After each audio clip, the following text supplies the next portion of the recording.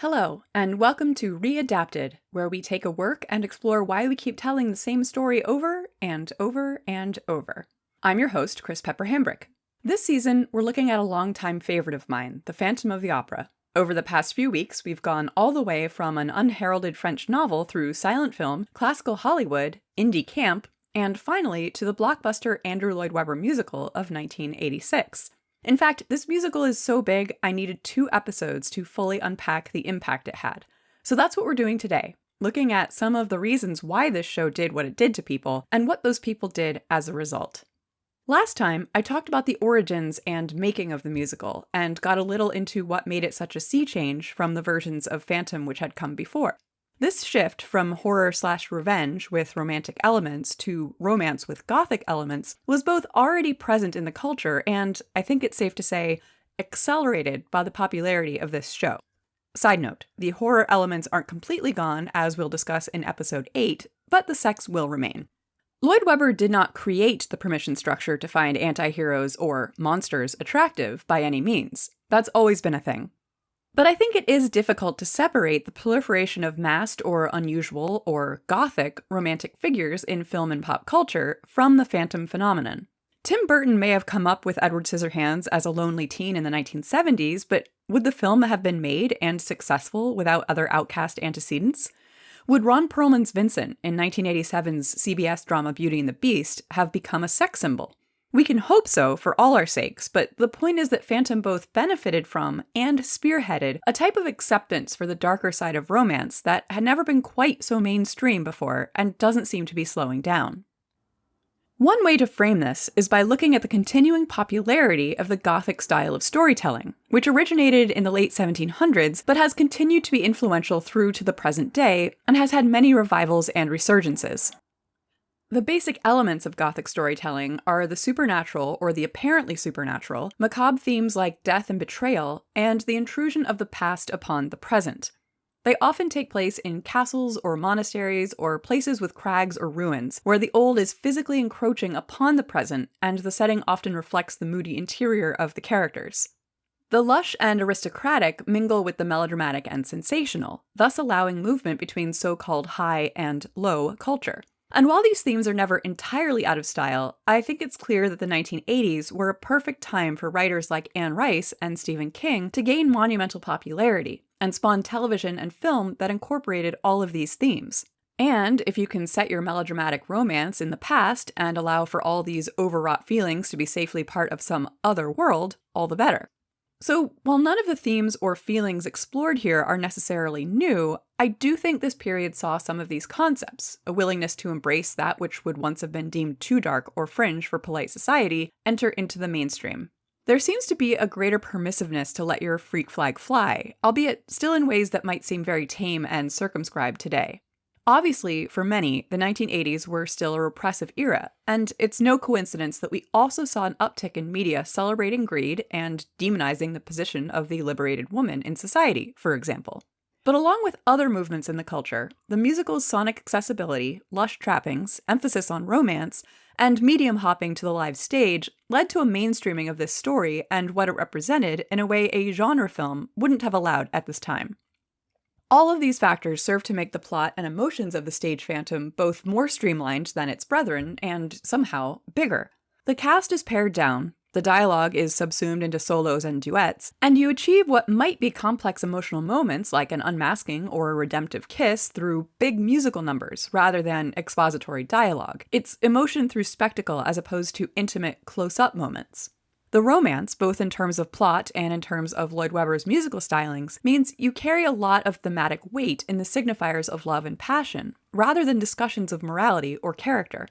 This is extremely apparent in one thing that is transferred from LaRue and missed in most previous adaptations, but is done in a way that provides an entirely different context: the kiss. In the book, Eric recounts this final moment of acceptance and redemption to the Persian after the fact, and can barely get the words out because he's crying.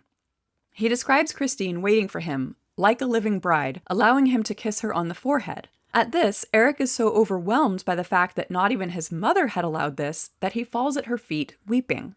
Christine begins to cry too, and when her tears fall on his mask, Eric removes it so as not to miss any of them. and marvels at the fact she yet does not run away.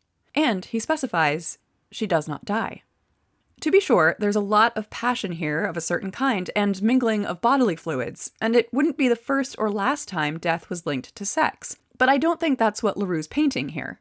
For me, this scene, which ends with Eric giving Christine a ring as a present and watching her kiss Raoul in front of him in the parlor, as if presiding over their own wedding, has more far-reaching implications having to do with both of them having to give up their parental delusions about one another.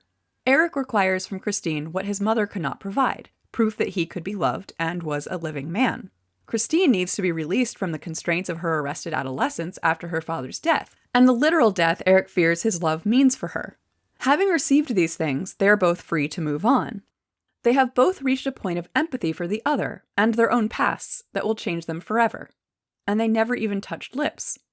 Compare this to the scene in the stage play, which comes down to the Phandom offering Christine an ultimatum between their marriage or Raoul dying, and her making that choice known by a lip lock that lasts longer than the time it takes for her to decide. This is the sensual climax, as it were, of the piece, and many Christine-Phandom pairs really make a meal of it. After this transcendent moment, they part, and the Phandom, hearing the mob in the distance, realizes he has to let them both go, and they go off while reprising their love song. The actress playing Christine can really choose how she plays this, and communicate anything from merely trying to save her true love, Raoul, to turning back and singing part of her duet to the Phandom. As I described in the plot summary, the Phandom then wraps himself in his cloak and disappears. This is, for sure, a very effective ending, and whether you're rooting for Raoul or Eric, you've got something to be intrigued and or mad about.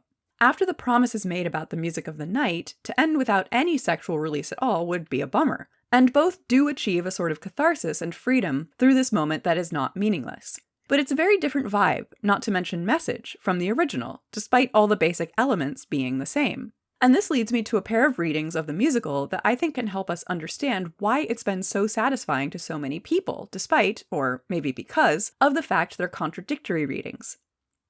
These aren't the only two readings of the musical, but they provide an interesting duality through which to view the popularity of the show. And let me caveat this by saying, yes, I'm going to simplify this a lot and summarize to the best of my understanding. The point here isn't to explore these theories academically, but to set up multiple ways of understanding the appeal of the Phandom. The first comes from Gerald Hogel, laid out in his book The Undergrounds of the Phantom of the Opera, from which I've taken a lot of research for this podcast.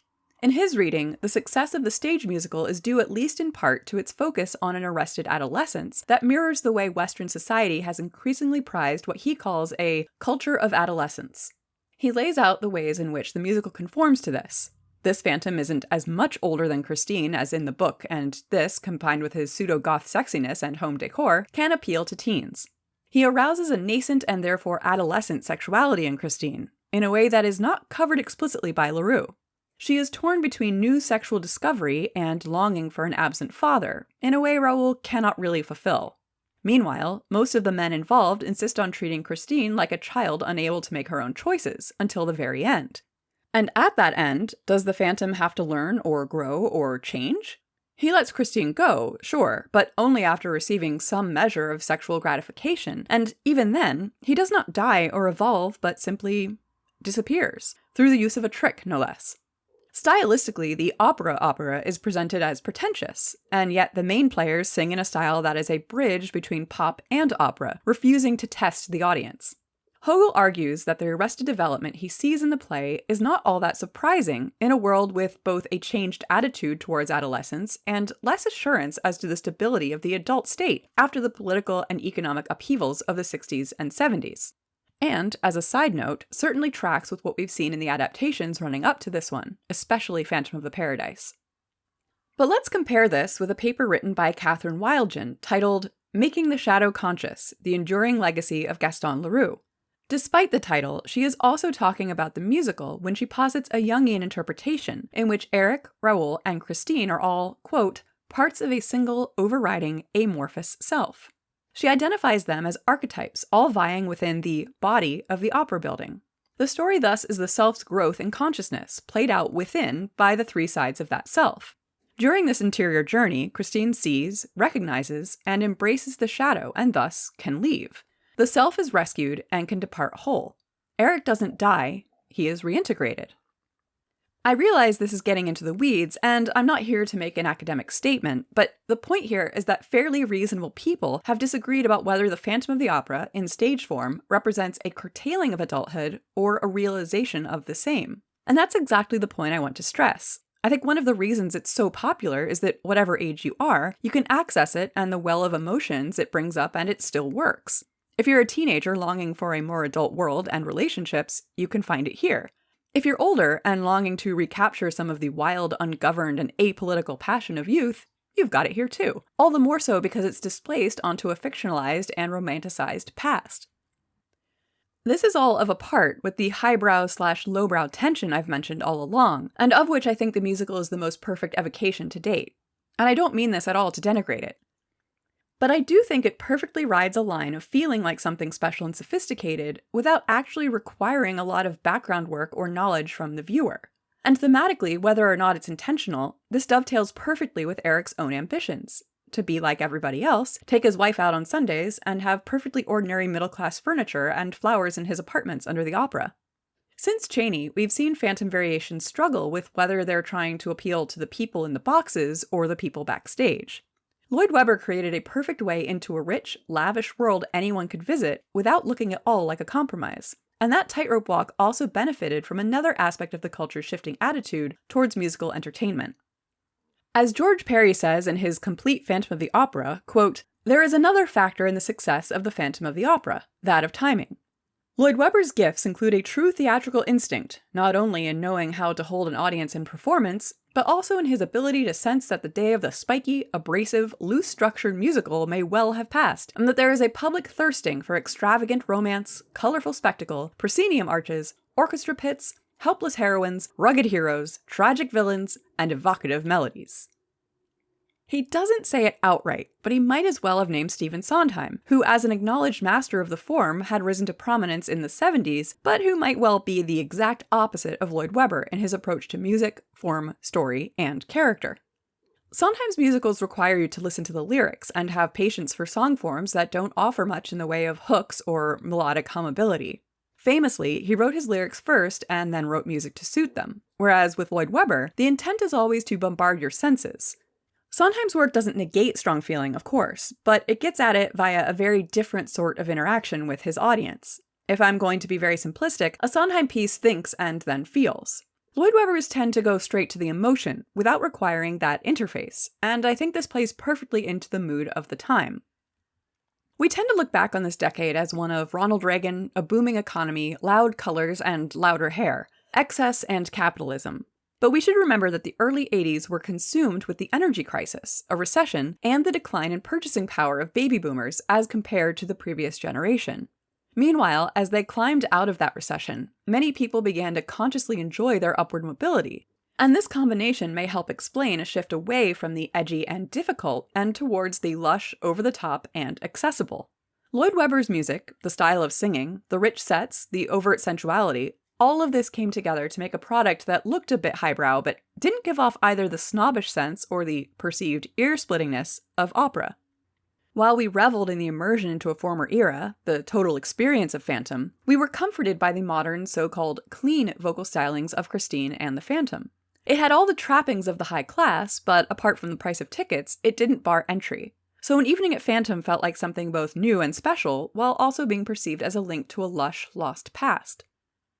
While, as I mentioned last episode, Lloyd Webber eventually decided against elevating Ken Hill's Phantom to the West End, this is exactly the sort of thing Hill introduced when he wrote his Phantom to be sung by a modern rock and roll voice.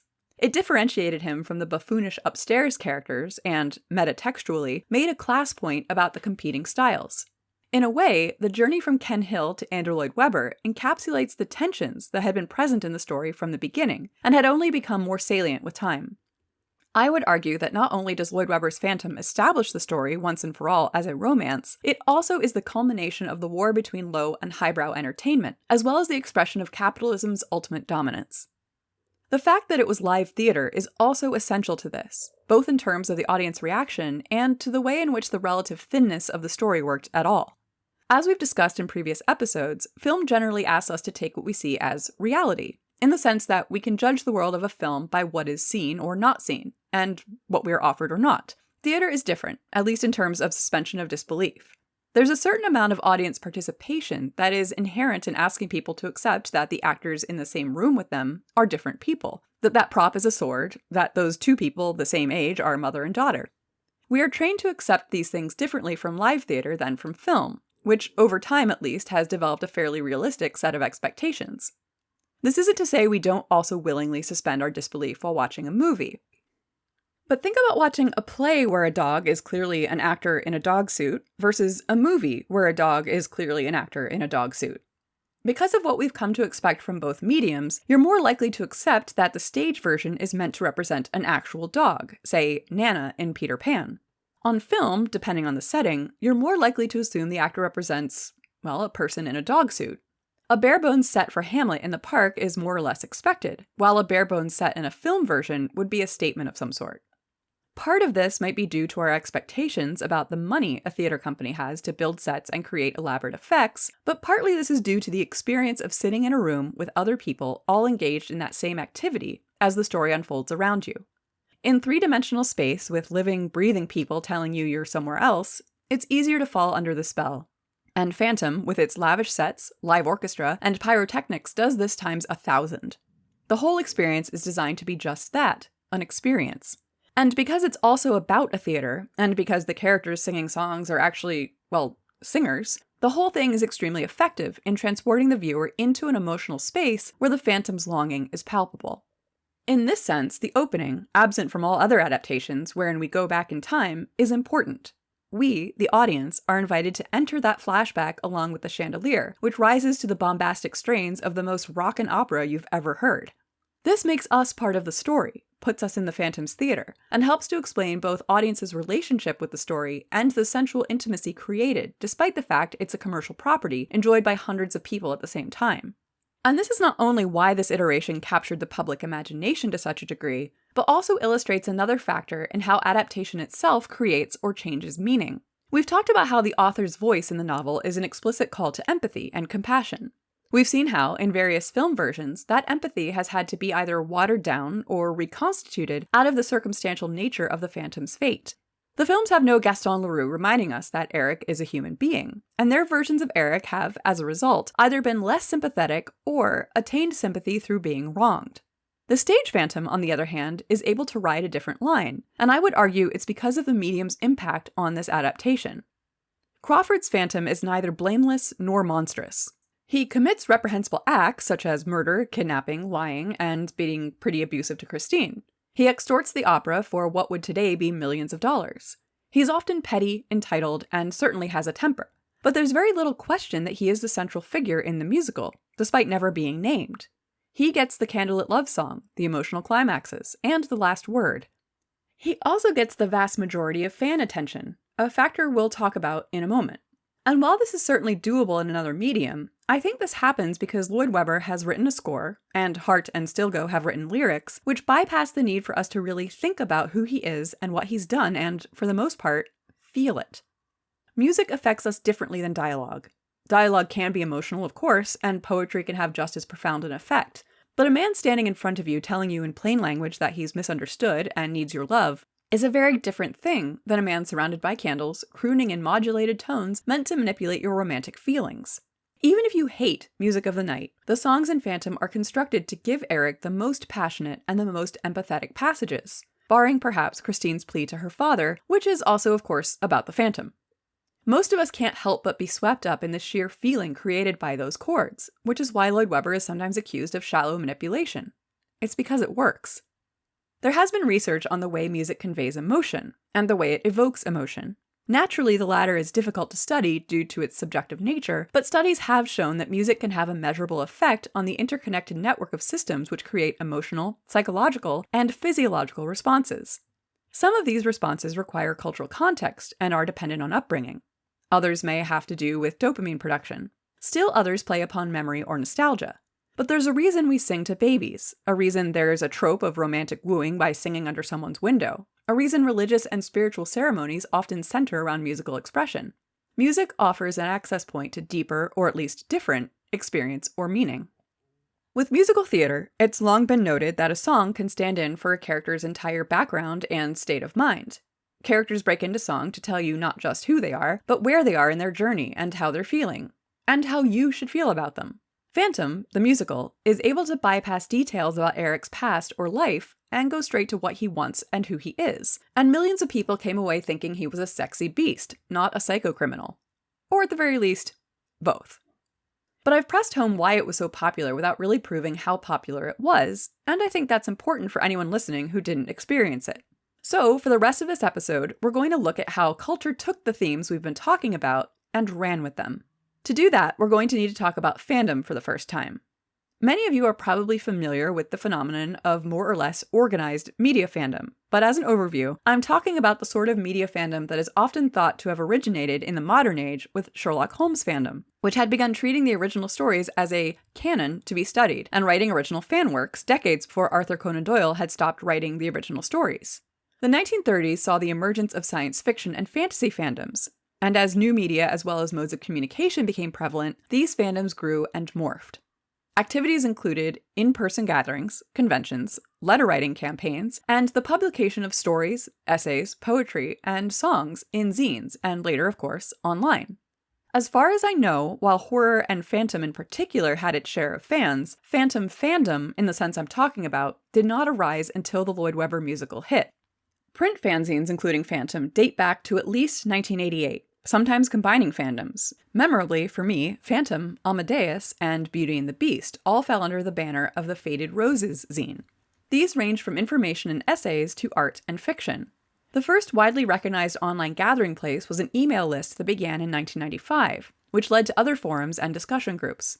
In addition, with the rise of these groups and fanfiction archives, a host of conventions began to crop up in how people wrote about this story. The vast majority of this fiction was wish fulfillment regarding Christine eventually ending up with the Phantom, though generalizations are difficult to make, given that fanfiction.net alone boasts over 14,000 works under the Phantom of the Opera category, with another many thousands on archiveofourown.org. Fanfiction is an interesting way of looking into the way people are affected by a work, because without having to bow to copyright or financial considerations, it can very clearly demonstrate what the actual people who are moved to do so find valuable in a story. They aren't being paid, and they are already circumventing authorial authority, and thus, what you get is whatever they want. A very common trope in phantom fiction, at least early on, was an almost all-pervasive empathy with Eric, to the point where his crimes were either minimized or deemed excusable by his ill treatment. Raoul was vilified almost to the point of cartoonishness, and even Christine was often treated poorly by the fandom for refusing to treat Eric as the fans themselves wished him to be treated. On the other hand, fandom and fanfiction allowed elements missing from the adaptations to be explored and fleshed out. You could reintroduce the Persian, for example, or explore Eric's life outside the opera, adding depth to a story that had been pared down for the stage. If nothing else, the amount of fanfiction created by Phantom fans speaks to the intensely romantic feelings the stage show engendered. A far cry from the original author having to insert a plea for compassion for his main character, there was a time in fandom when Eric was pretty near above criticism, and anyone daring to mention the inherent stalkeriness and creep factor was not in for a good time. I'm obviously painting with a broad brush, but my own memory of the time is also supported by testimonies from other fans online. With more recent public discussions about consent and grooming and the like, these offenses have become less common and less intense, but I do think it's interesting that for a certain segment of the population, the bodice ripper-like trope of a man simply obsessed with you is seen as romantic. Again, we see this recurring in the popularity of things like the Twilight book and film series, among other things. And I will hasten to add, as a fantasy, obviously it has some currency we cannot discount. There is a very common thread in phantom circles of Eric merely needing to be loved by the right person for everything to turn out right. And who wouldn't want to be the one to rescue someone from their lonely fate, especially a genius devoted only to you? And while it might feel like this was a thing in spite of the changing mores of the time, it's actually a response to it, in the sense that there's a sort of pleasure in hearkening back to a quote-unquote simpler time, when we supposedly didn't have to worry about sexual politics and power dynamics and STDs. It's a form of nostalgic longing for a time pre-sexual revolution. While not in the strict sense fanfiction, it was published in 1990 by Doubleday, nothing represents this romanticization of Eric so much as Susan Kay's Phantom. And nothing except the musical has loomed quite so large in the fandom imagination, even these many decades later. Kay initially purchased the soundtrack on a whim, which led her to the London production, which in turn led to her reading the Gaston Leroux novel. Her reaction was one well known to writers. Quote, My reaction to the book was a mixture of disappointment and fascination. It told me so much less than I had hoped for, and yet the little there was intrigued me even further. The odd paragraph here, the throwaway line there, which mentioned the Phantom's earlier life. And so the book took form, starting from Eric's birth through past his death, incorporating the events of the original novel into a larger story about, essentially, a man's inability to accept love because of the various blows dealt by fate. Each section takes on a different point of view. Eric's mother, a mentor architect, the Persian, Eric himself, Christine. In Kay's hands, Eric is the ultimate tragic character, a man with true difficulties but who seems insistent on his own self-destruction because he cannot see past them to a better possibility. He is ultimately redeemable, but along the way he is unable to accept the true regard many attempt to offer. And this, of course, makes him the ultimate romantic anti-hero, a Byronic figure in a cloak who is all the more desirable because he's fallen so far. Kay does not shy away from Eric's crimes, and even makes him a drug addict in the bargain, but at the same time, he is clearly intensely sexually desirable in a way he himself cannot see. Said Kay, "Those attracted to him are always rightly aware of an underlying fear, and I believe it is this mixture of attraction and fear which is responsible for his powerful sexuality." This is not nearly as good a book as it was when I was 15, but it was intensely important not only to my history as a fan, but to the fandom itself, to the point where certain elements have stuck as more or less canon. And this is why, while I'm mostly eschewing written versions in this series, I'm including it here. Kay's characterization of Eric has found its way into not only fan fiction, but even into the way Lloyd Webber himself has reimagined the story. And because of its popularity, I think the fact that it contributes the Phantom's first-person narrative is relevant. For the first time, Eric gets to tell his own story. But much like the musical's emphasis on romance and sexuality, in the end, the book relies on that sexuality for much of its meaning. This is to say, Eric is so sexual that he literally causes an orgasm in Christine with his voice alone, though she's too unfamiliar with the sensation to name it. Her final gift to him is a clandestine return to consummate their relationship, resulting in a child which Raoul will ultimately have to raise, offering this mini-Eric a do-over of the life of love he never had. In this version, Eric's sacrifice means only that before he dies, he gets to pass on his legacy, making Christine something of a vessel for his redemption through the creation of new life. On the other hand, I do think the novel is important in that it acknowledges in the text that this is not an inherently unlovable being, but one who has been so beaten down by the world and society that he can no longer accept love when it is offered. Kay doesn't have to say, "Hey guys, we should pity this guy." Right on the paperback cover, while he's masked, this guy is clearly depicted as hot and misunderstood and perfect for fantasizing. The problem isn't just that society has ostracized Eric, it's that society's ostracization have made him incapable of loving himself. I'm spending time on the fanish aspects of the musical because I think it is an important window into how the story has ultimately shifted over the past decades. It may well be that LaRue's Christine was in sexual thrall to Eric's voice in a way that was ultimately too powerful for her to succumb to or voice, but that's not the focus of LaRue. Nor, as we've seen, is it an aspect of the 1925, 1943, 1962, or Paradise versions, which I find extra curious since both the Ken Hill and Lloyd Webber musicals make a particular point of casting non-classical, rock or pop-inspired, sexy voices for their leading men. Although music has always been part of the plot, perhaps it was not until we began understanding the Phantom through the medium of song that this became a point of identification.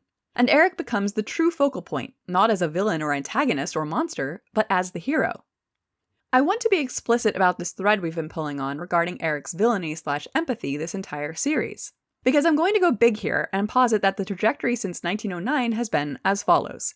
Eric is a man who has done bad things but deserves understanding because he is a human being. 2. Eric is a man who has been wronged by society and for better or worse we can understand his need for revenge. 2. Eric is a man who has done bad things but isn't he kinda sexy? This is, of course, simplifying things greatly, and I don't mean to say anyone making or loving this musical is explicitly stating that it's okay to kill people as long as you're hot about it. But I do think the overt sexualization of this story does complicate things in a new way that will have ramifications in the ensuing adaptations. So before we go, I want to sum up a few key points. Essentially, this is the first time since 1925 that someone has gone back to the book and done a traditional adaptation of LaRue, as opposed to building on previous films and adding newly relevant elements. In that way, it transfers elements of LaRue we haven't seen before, Don Juan for example, to a new format that requires extensive adaptation, because LaRue never wrote out the score or told us what Eric's music sounded like. So in 1986, we have something truly noteworthy, a version of Phandom that has gone back to the original source, but also done it in an entirely new medium. In terms of adaptation and that old friend fidelity, it's been a long time coming.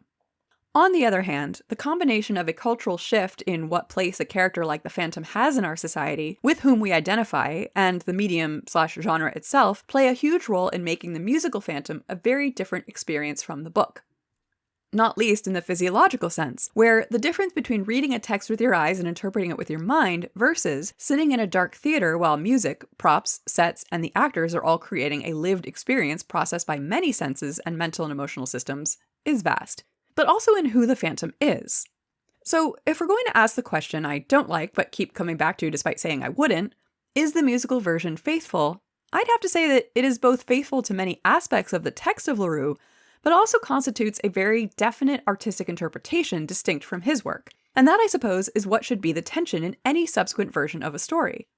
But I think more importantly, for the first time, the Phandom has reached a mass audience, and one that has been primed to feel some ownership, or at least kinship, with the ostensible monster. In the episodes to come, we'll get into the other musical versions, the horror backlash, and Lloyd Webber's return to the scene. Until then, thank you for listening to Readapted.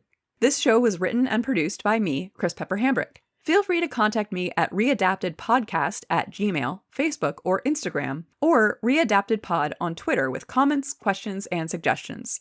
Until next time, none of us can choose where we shall love. See you then.